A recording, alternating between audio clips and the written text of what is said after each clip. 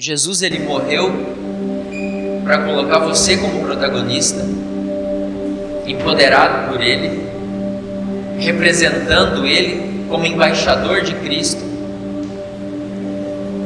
E quando essa história for lida, você pode sentir muita alegria, muito prazer, valeu a pena.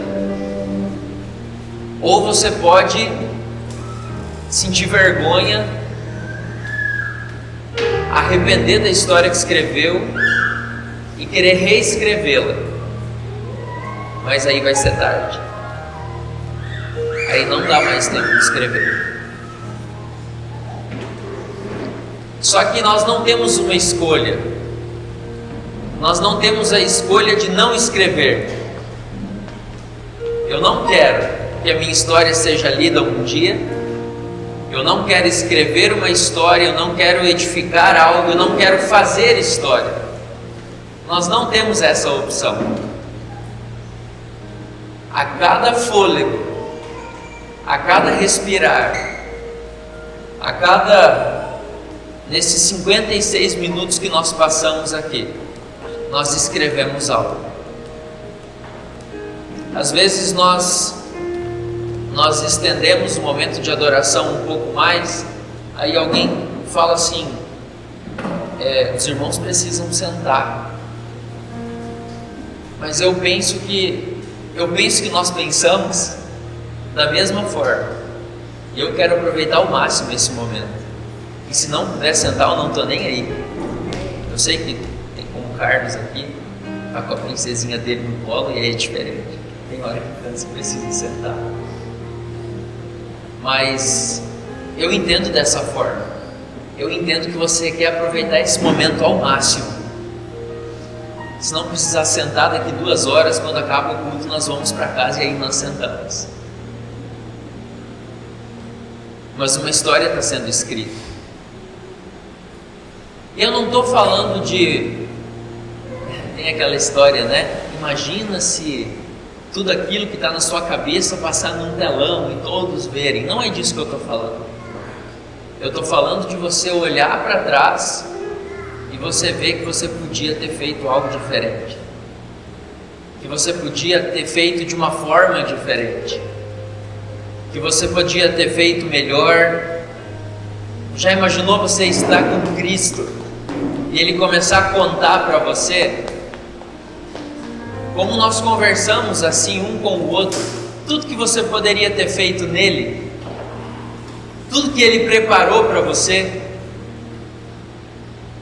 todas as ferramentas, os órgãos que você poderia ter usado quando você orou pelas pessoas enfermas, o dinheiro que você poderia ter investido, o amor com o qual você poderia ter amado, a coragem que você poderia ter usado. E aí você fala, mas tinha tudo isso, Jesus? Não tinha, filho, mas agora acabou. O Reinhardt, ele morreu umas 3 vezes, eu acho. Não vou dizer que dá inveja, né? Porque houve um processo, né? Mas eu confesso que ele pôde ver isso tudo e ele voltou. E hoje ele nos ensina a respeito disso.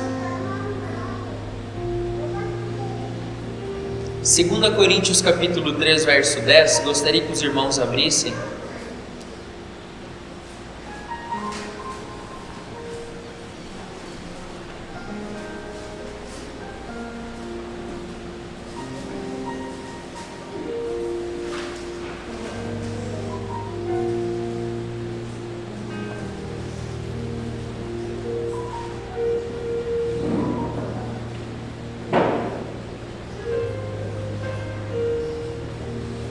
Perdão, irmãos, é 1 Coríntios 3:10.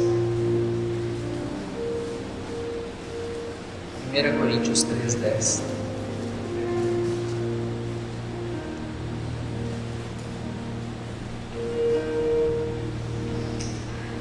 Diz assim: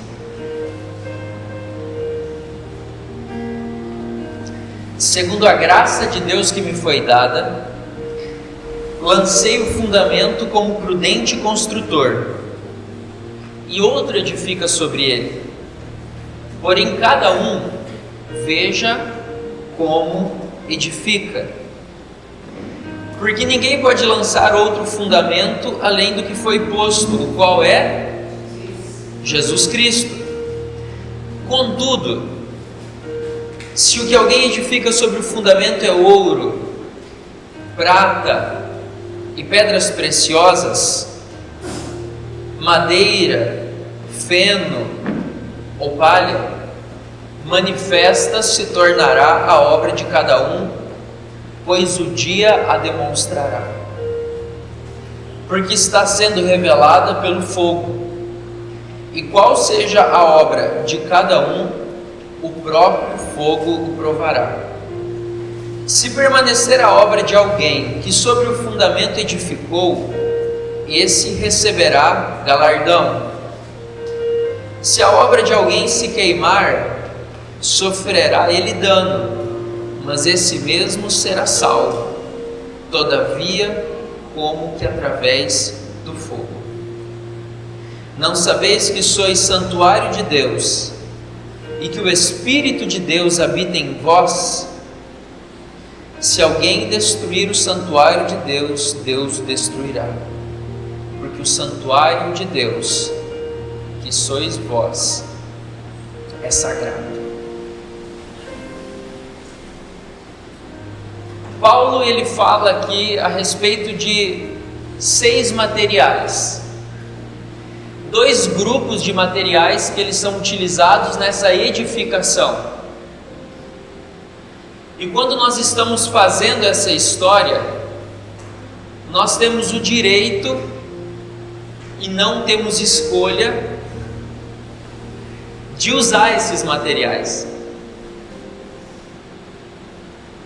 Ouro, prata, pedras preciosas ou madeira, palha e feno.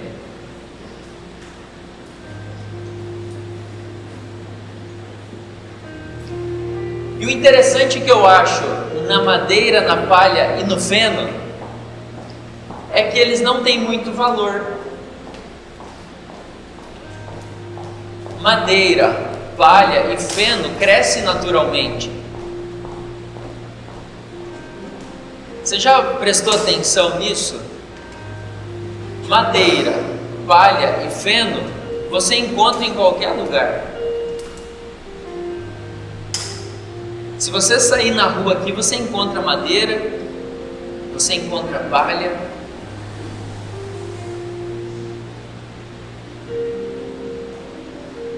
Para utilizá-los é necessário apenas estender a mão, pegar sem muito esforço. E na falta deles tem algo muito interessante. Se faltar madeira, palha e feno, você pode ir numa loja agropecuária e comprar semente. Você pode plantar. E você espera um tempo, ele cresce e você pode utilizar. O seu único trabalho vai ser plantar. Se plantar nessa época chuvosa, então não precisa nem molhar. E as coisas elas se tornam tão simples e tão fáceis.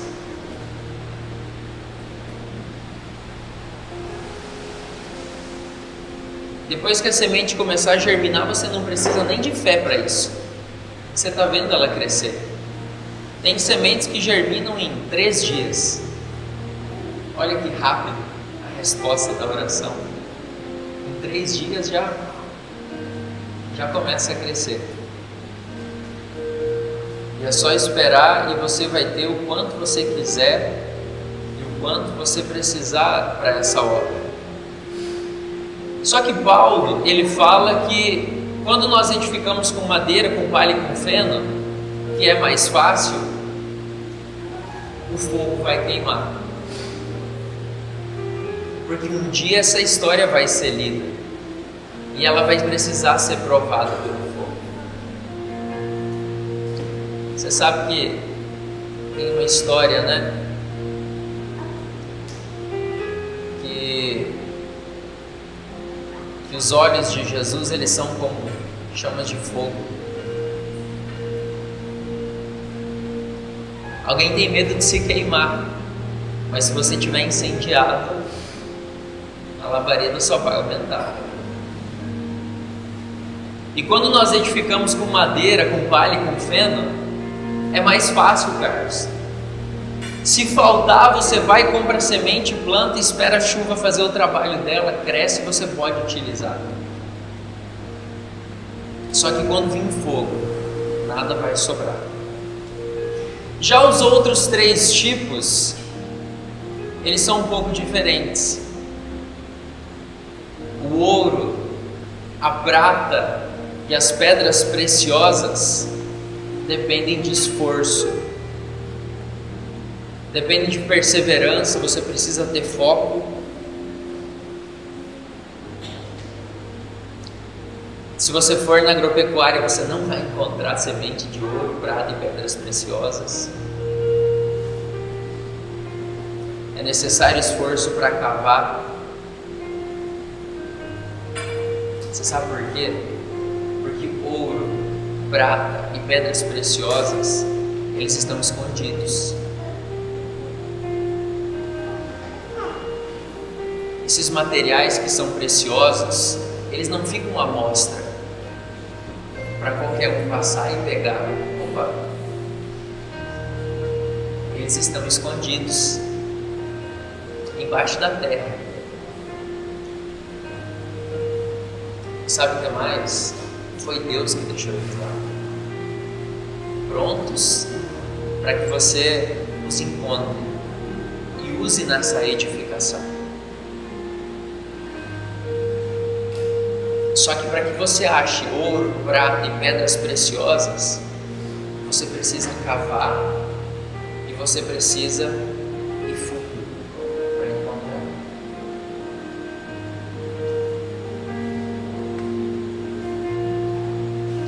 Como tem sido a sua caminhada?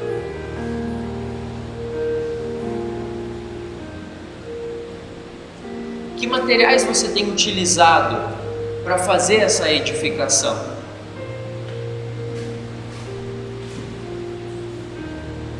Às vezes na sua vida corrida, você obriga a abrir a janela do carro e pegar o primeiro capim que vem pela frente.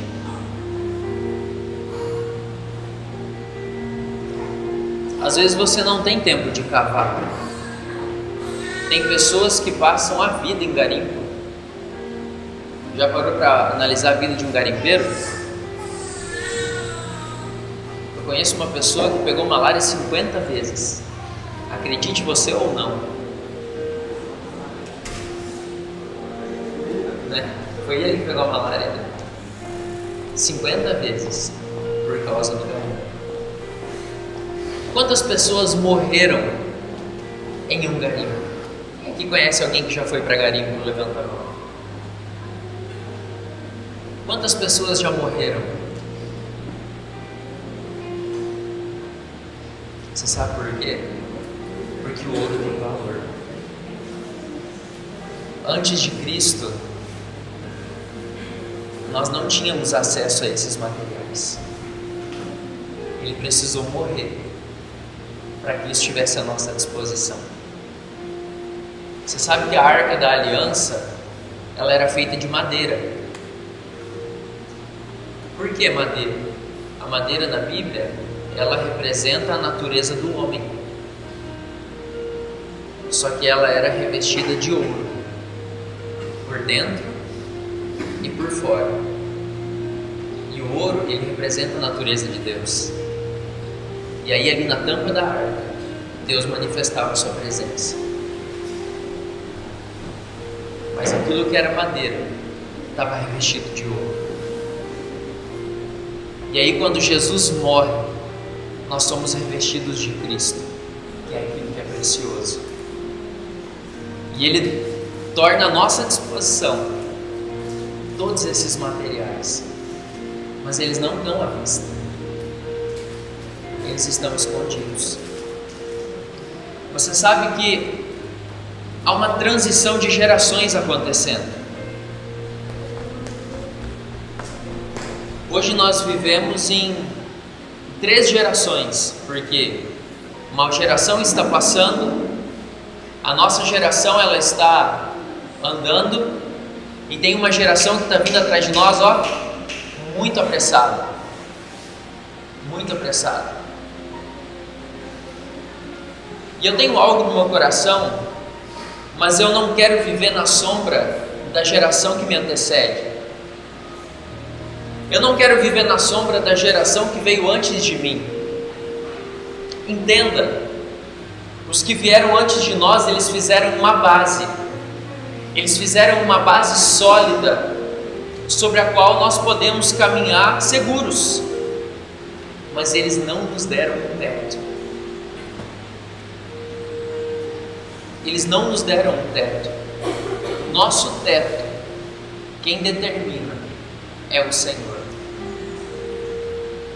E aí eu pergunto para você, qual é o seu teto?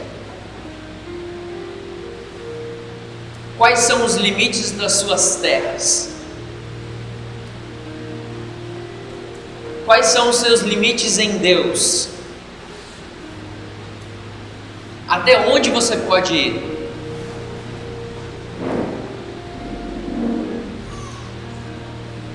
Às vezes nós olhamos para o livro de Atos dos Apóstolos e nós olhamos e falamos assim, uau, quanta coisa!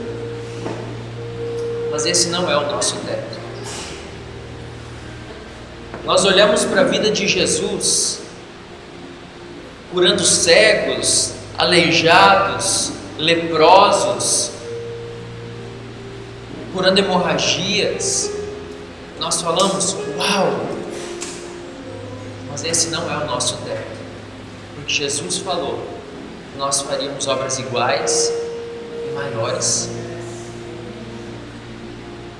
Mas qual é o seu teto? Quais são os seus limites em Deus? Até onde você já ousou chegar em Deus? Até onde você já foi? Não tem um menino, quando ele está andando em cima do muro, ele fala assim, cara, esse muro está ficando cada vez mais alto. Até onde você já foi?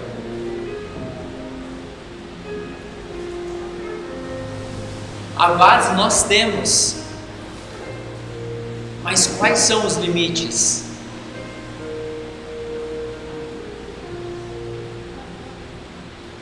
Hoje nós temos uma base sólida para a nossa fé e Paulo ele fala em Coríntios, olha, eu lancei um firme fundamento e não pode lançar outro fundamento, porque o fundamento é Cristo, Ele é o nosso fundamento, só que nós escolhemos a forma como nós edificamos,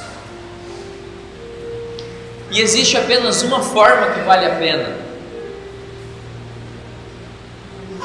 Existe apenas uma forma que vale a pena e ela é a mais trabalhosa, porque para achar esses metais e esses minerais preciosos, nós precisamos ir para baixo, não para cima. Você já observou isso? Que para achar ouro, para achar prata e para achar pedras preciosas, nós precisamos ir para baixo. O seu ouro, ele está escondido na intimidade. O seu ouro, ele está escondido em lugares muitas vezes escuros, onde só o Senhor vê. Mas você sabe que você está cavando para achar algo que é mais precioso. E quando você achá-lo, você deve usá-lo. Entenda que nós somos templo e habitação Deus Altíssimo, através do seu Espírito. Nós somos, fala assim, fala, eu sou a casa de Deus. Eu sou o santuário de Deus. E você sabe que quando nós estivermos diante do Senhor, nós não levaremos esse prédio, nós não levaremos um diploma, nós não levaremos uma empresa, nós não levaremos uma carreira, nós não levaremos dinheiro, nós não levaremos pratos de comida, nós não levaremos agasalhos, nós não levaremos cesta básica, nós não levaremos nada disso. Não levaremos dons, não levaremos pregações, não há enfermos no céu, pasme você ou não. Não há pessoas no céu precisando de uma palavra de conhecimento. Eis que te digo, filho meu, no céu não precisa disso. Apocalipse capítulo 19.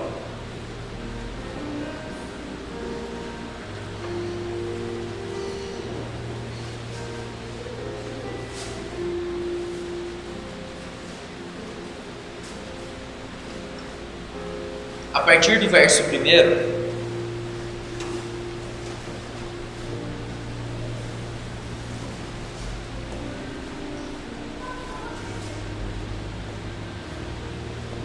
diz assim: depois destas coisas, ouvi no céu como grande voz de numerosa multidão dizendo: Aleluia!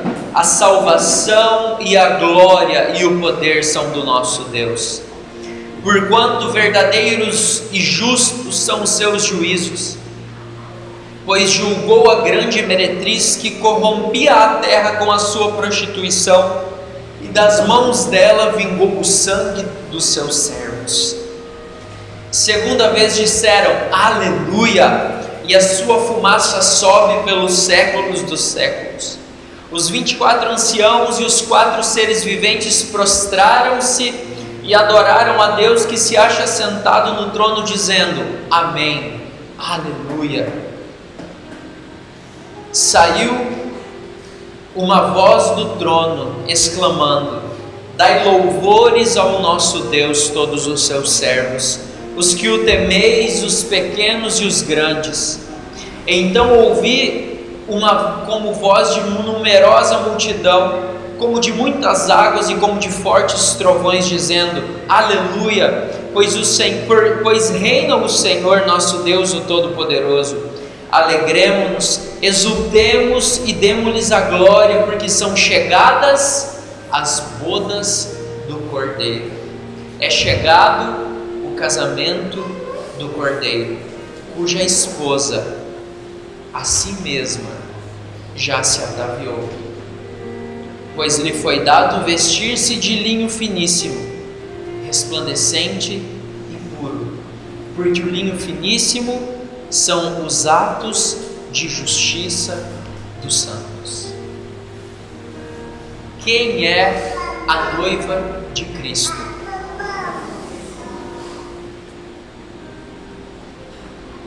Quem é responsável por arrumar a noiva? Quem é responsável por vestir a noiva? Como? Com os atos de justiça dos santos.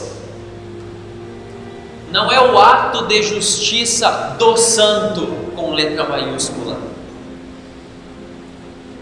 Entenda que Jesus ele morre na cruz.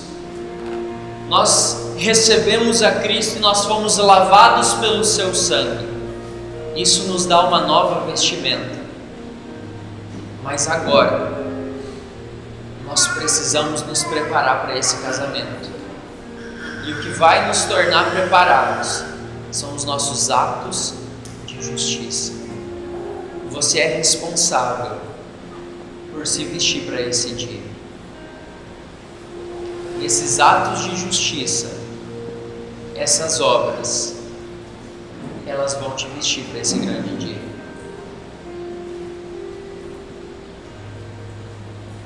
O ouro que você encontrar, você deve usá-lo para costurar fios de ouro nesse vestido. Entenda, você não vai levar prédios, você não vai levar empresas, você não vai levar diplomas, você não vai levar. É você quem vai. E você precisa estar vestido. E esse material que você contrário, você precisa usar na sua edificação e na edificação das pessoas que estão com você.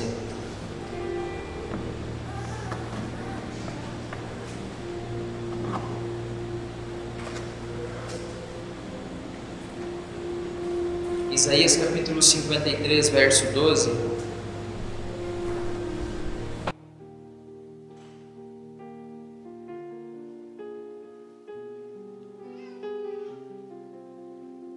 Diz assim: por isso eu lhe darei muitos como a sua parte, e com os poderosos repartirá ele o despojo, porquanto ele derramou a sua alma na morte. Foi contado com os transgressores. Contudo, levou sobre si o pecado de muitos e pelos transgressores intercedeu. Queridos, nós somos os despojos de Cristo. Nós somos a sua recompensa. Nós somos a sua recompensa. Mas se você chegar diante do Senhor e o fogo vir provar a sua vida, você pode ficar nu. Porque madeira, palha e feno, eles se queimam. Que materiais você tem utilizado para edificar a sua vida e a vida das pessoas que estão com você? O que você está fazendo não importa, se você não importar com aquilo que você tem se tornado. Quem era você antes de conhecer Jesus? Quem é você hoje? Eu sempre fui uma pessoa boa. Pois é. Então você pode não ter mudado. Existem muitas pessoas boas aí fora. Só que sem Jesus, ninguém chega até o Pai. Não se engane. Não se engane.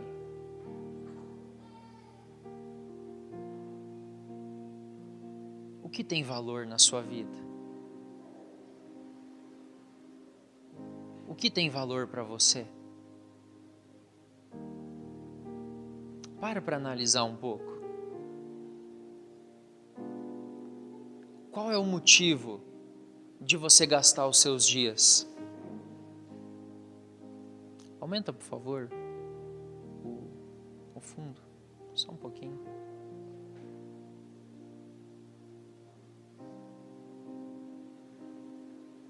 No que você tem gasto os seus dias?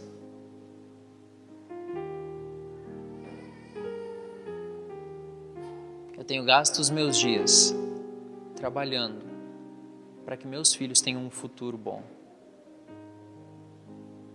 Se isso for em Deus, parabéns. Mas se você estiver pensando em dinheiro, seus filhos não vão ter nada. É inútil acordar cedo e dormir tarde e comer o pão que você tanto penou para conquistar. Porque aos seus amados Ele dá enquanto dormem.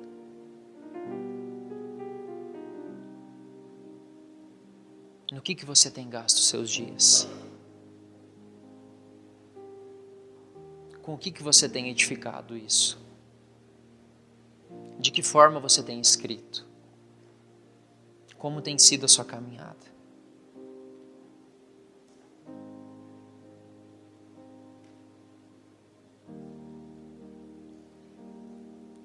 Vamos ficar de pé. Já vamos encerrar.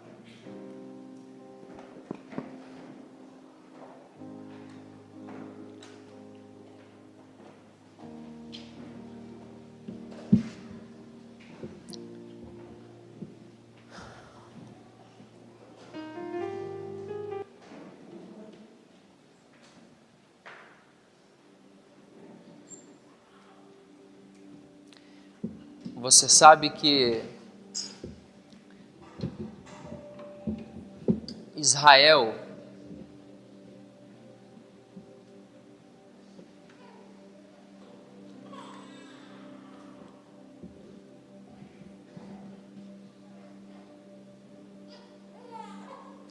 Israel foi um povo muito duro de coração.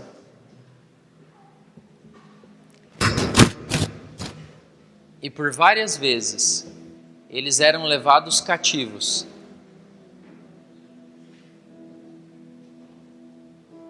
E aí eles iam para a Babilônia ou para os filisteus ou outros lugares, sofriam.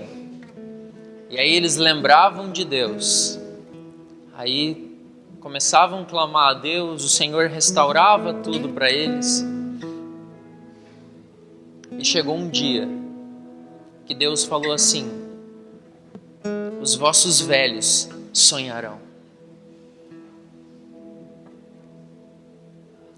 Você sabe por que ele falou isso?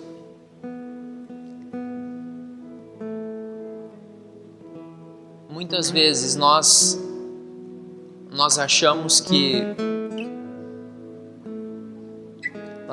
o Senhor é o nosso servo. Muitas vezes nós achamos que o fato dele morrer para nos salvar faz dele um servo para nós. Um servo que trabalha para nós e nos dá dinheiro, um servo que trabalha para nós e nos dá saúde, um servo que trabalha para nós e nos dá uma casa, nos dá um carro, um servo que trabalha para nós e nos dá alegria. Mas nós somos os seus servos. E o fato dele falar que os velhos sonhariam é porque ele ia restaurar os sonhos dele no coração dos homens. Há caminhos que são mais altos do que os nossos. Há pensamentos mais excelentes que os nossos, e são os do Senhor.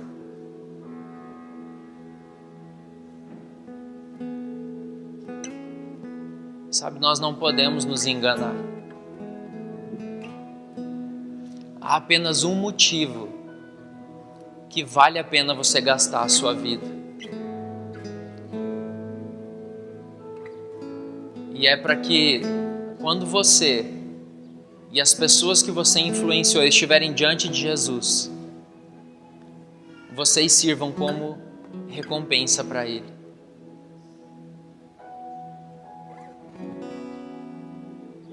Sabe, quando o fogo vir provar, qual será a recompensa? Vai ser cinzas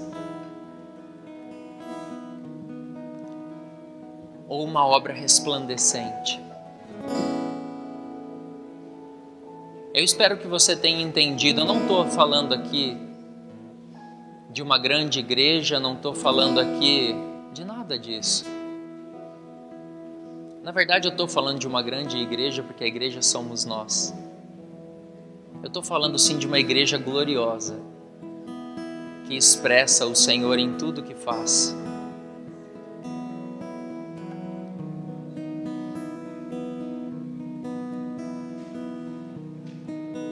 Sabe, o ouro, a prata e as pedras preciosas, eles são para nos adornar.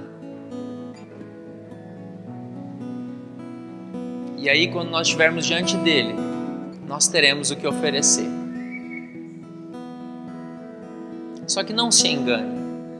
Não basta estender a mão e pegar aquilo que vem. É preciso cavar. E é preciso esforçar. Porque o ouro, a prata e a pedra preciosa, eles estão escondidos embaixo da terra.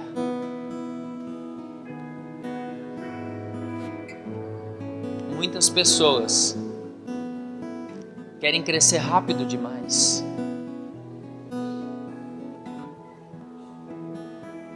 E aí é obrigado a usar materiais mais simples. Mas eu confesso para vocês que eu prefiro ter um vestido adornado. Feche seus olhos.